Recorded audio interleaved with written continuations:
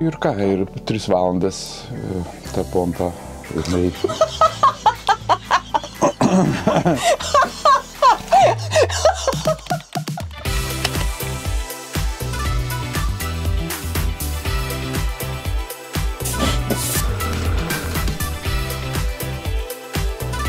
Paskutiniai jo čia dabar yra papalasnuojimai.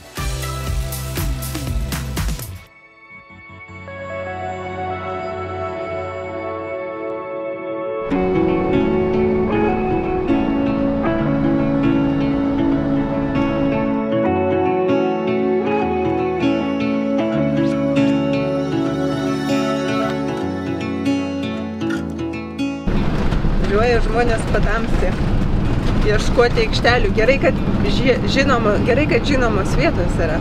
Nes jeigu būtų nauja vieta, biškį būtų baugoka. Gal galima apgraibom kažką surasti vis tiek. Na, paskui atsibundi ir tau nebepatinka ta vieta. Dabar mes žinom. Galim ir užsimerkę nuvažiuoti. Žinom, ant ko raunamės, ne? Taip, vėjo nėra. O, kaip čia gera žinia. Vieta, kuri buvo suplanuota, jinai pasirodo yra laisva. Mane Vidas išleidžia, kad aš galėčiau pafilmuoti.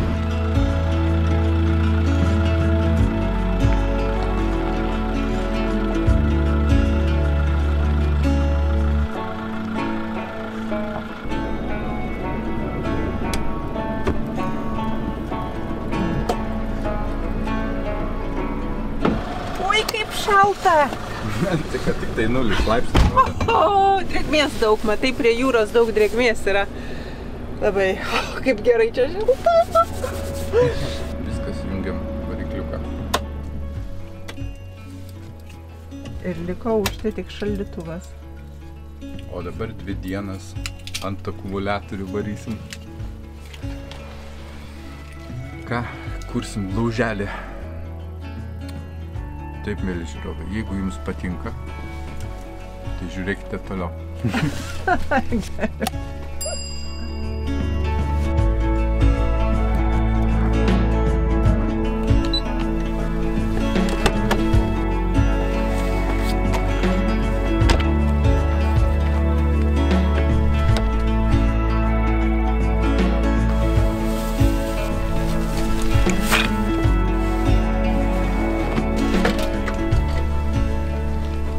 Kada degame žvakutę su lauko žibintu. Aiškiai, pas mus prasideda žiemos sezonas.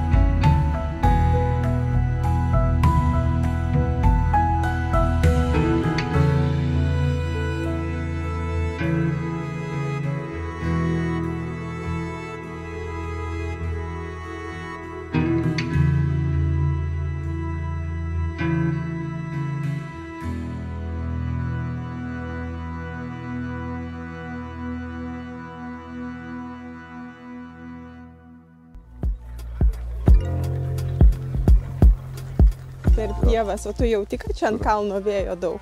Surandam lokaciją, kur, pavyzdžiui, bus gerai jam nusileisti, jeigu kartais avarinė situacija.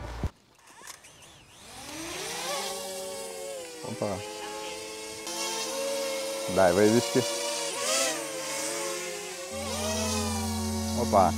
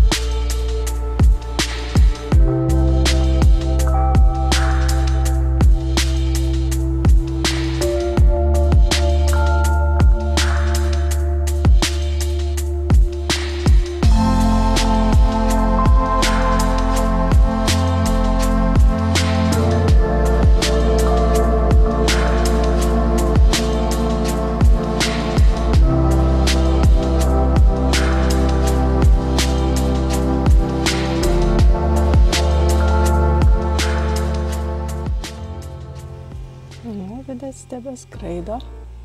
Sušalo jau su kepurė. Vis tiek šalta. Nors pliusinė temperatūra. Kiek dabar čia mums rodo? Kemperyje. Taip, temperatūra viduje 21, o lauke 5. O kol Vidas skraido, aš padarysiu baklažaną. Užsimarinuosiu, nusprendėm šiandien išvažiuojam dar išsikepti su burgeriais. Turiu česnako, baklažaną ir grilio prieskonių radau. Ir tikiuosi aliejaus yra. Ne vasarą visko nepaliekam. Tai nelabai koks, bet gerai tiks. Ateis Vidas, galėsim kepti. Droniukas grįžta.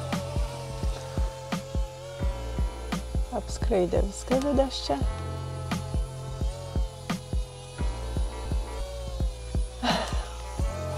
Juokingiausia man, kai jisai jį gaudo.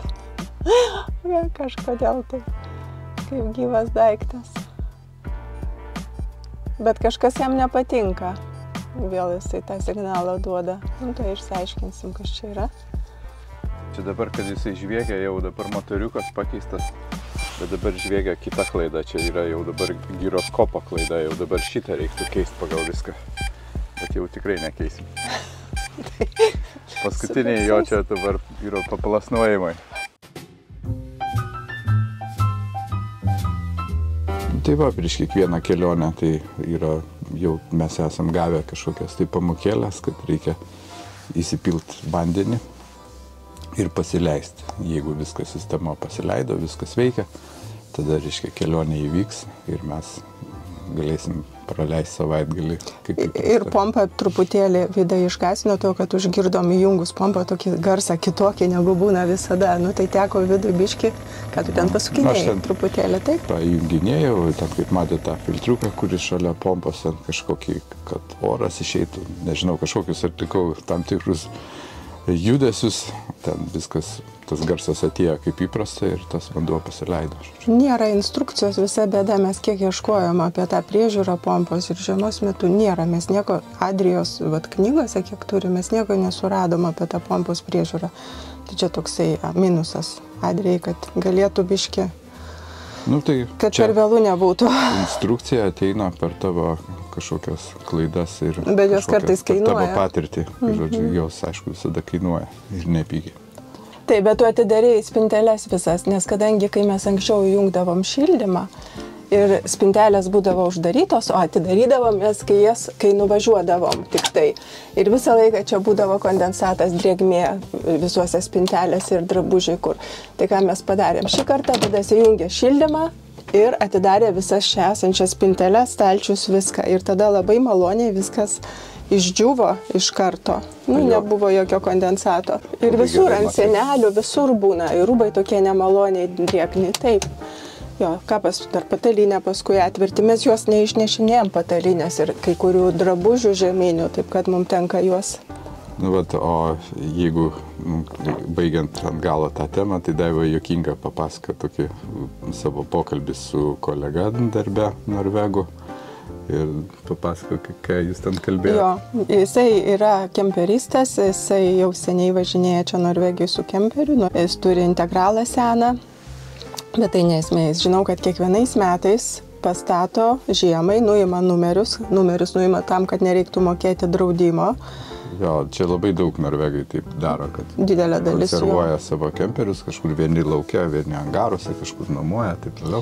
Bet būtent, kad priduoda nuima numerius ir priduoda į policiją, ta prasme, turbūt vaivesena į policiją ir tada jiem nereikia ten mokėti, susitaupo žodžiu. Ir jisai paklausė, ar mes važinėjom. Tai aišku, mes važinėjom ir savaitgaliais ir kartais naudojami darbą kemperį. Ir sako, ir ką jūs darot su vandeniu, taigi reikia, jisai turi tą informaciją, kad reikia tą vandenį nuleisti ir jam taip pasidarė, jisai, oho, sako, ir jūs kiekvieną sykį nuputinėjat. Kiekvieną kartą, ne, tai jūs tą nuputinėjat viską. Jo, sakau, čia užima 10 minučių, sakau, visą tą padaryti, prapūsti, gerus plaučius turi ir praputi greitai. Taip, kad jam tas buvo kažkaip, jis nusprendė be problemų nevažinėti.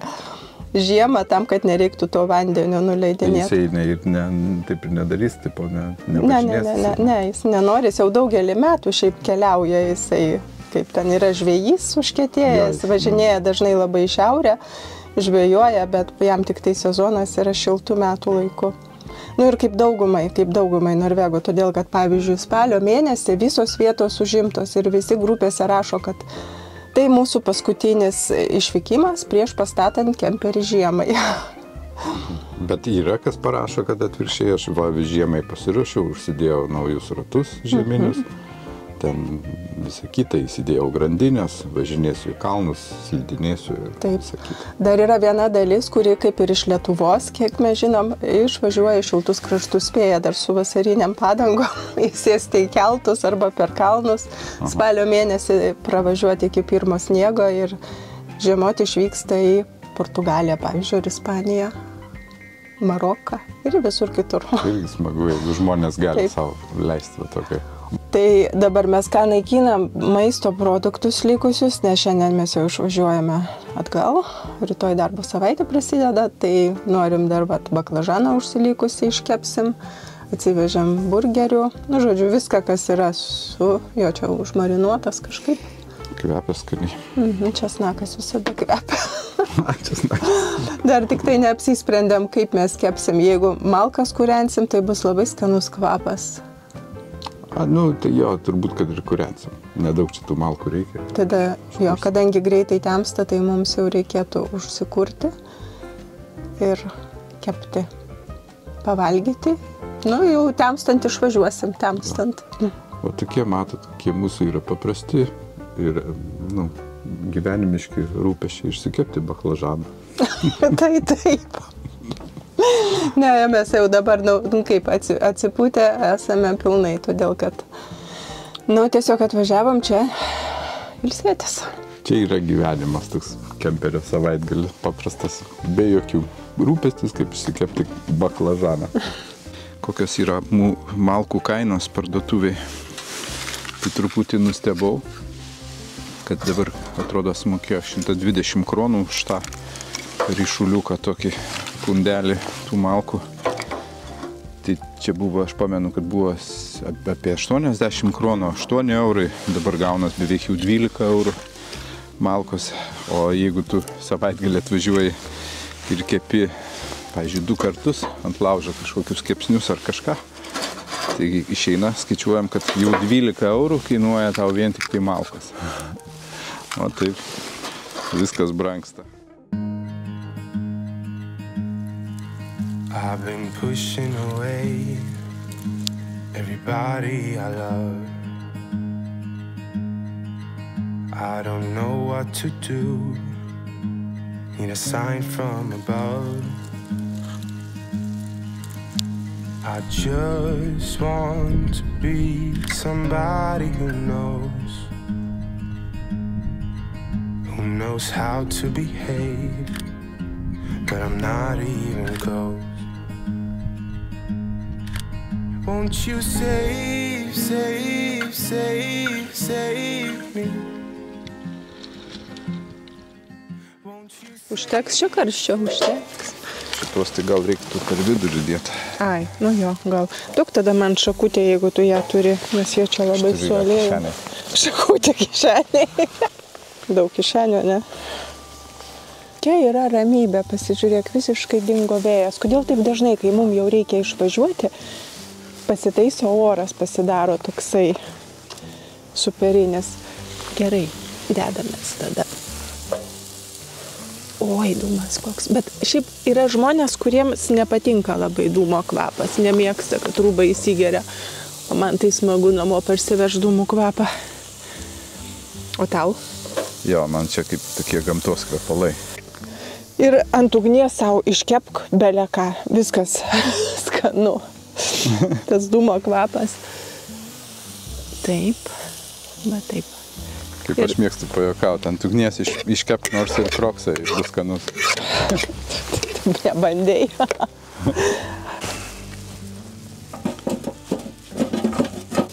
Nemažokai ugnies? Ne, užteks, čia dūmo reikia, ne ugnies. kažkas tai ten nukrito. Kas yra kemperį? Kemperį naminukas apsigyvena. O kas ten galėjo kristi? Tu žiūrėjai vidai, kiek baterijos? Nu, va dabar galim pažiūrėti, aš jau buvau, aišku, aš visą laiką tikrinu, ką mums rodo mūsų tos dvi baterijos. Va, viena rodo 35% likutį, kita 39%. Panašiai abi dvi taip ir eina. Tai žiūrėk, žiūrint, kad pirmą naktį buvo minusas truputėlį, jo, trūma biški veikia. Du, kodėl šipsaisi? Taip, man smagu žiūrėti, kaip apie baterijas pasakoja.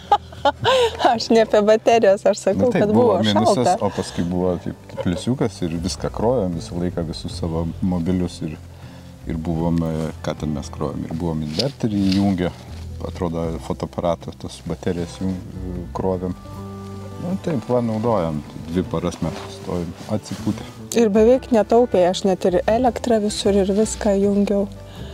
Kažkaip ir va ramiai, galas dienos dar galim būti. Įdomu, naktį dar trauktumėm vieną ar ne, kaip tu manai? Taupiai. Gali būti, kad taip kažkaip jo, be šilumos. Be šaldytuvo gal. Be šaldytuvo, tai tikrai. Gerai bus. Dabar reikia, kad mums tas atviestų, ne, visas tas. Nu, tai anglis aš paskui iškratysiu iš karto. Į tą laužavietę jo? Jo, čia yra laužavietė. Tarp kitko, ta laužavietė, kuri čia yra jau daugelį metų, mes kiek čia važinėjom, jinai yra paliekama visą laiką švari. Nu, čia tik tai būna pelenai iškratomi, kas vat apsistoja, čia su pelenus iškrato ir viskas. Rimtai, jinai tuščia visą laiką būna? Va, jinai taip tvarkingai jau daug metų, kiek mes čia važinėjom, stovi savo ir... Bet aš nežinau, jeigu didesnė ugnis čia yra medis, kažkaip tai vieta tokia keistoka, aš sakyčiau. A jam gal naudoja ją tik tai pelenam pakratyti, paskui vėjas išpūsta ir viskas. Gerai, einam valgyt.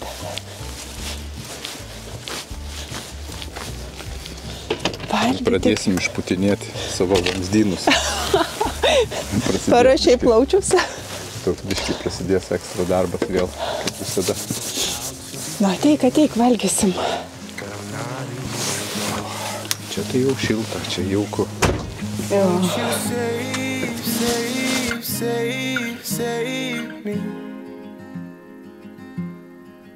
Won't you save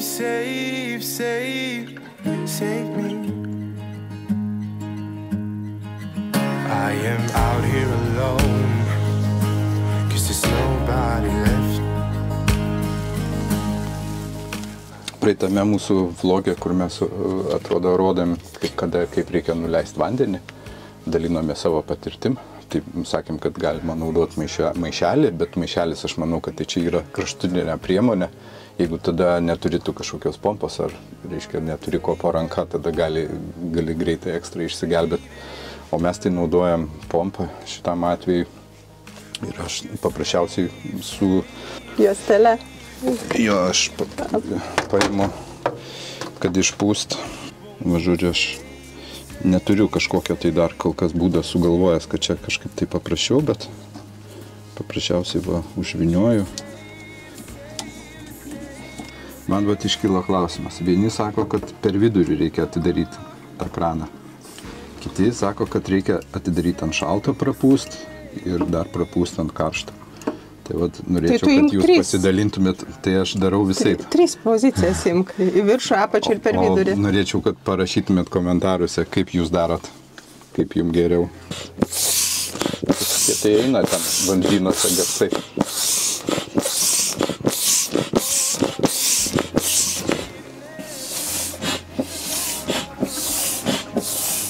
Tai kolega ir sako, ir kiekvieną kartą čia tipo, jūs taip išputinėjat. Iškliunksime ir iš čia. Tai tu stipriau. Žiūrėk, kas darosi.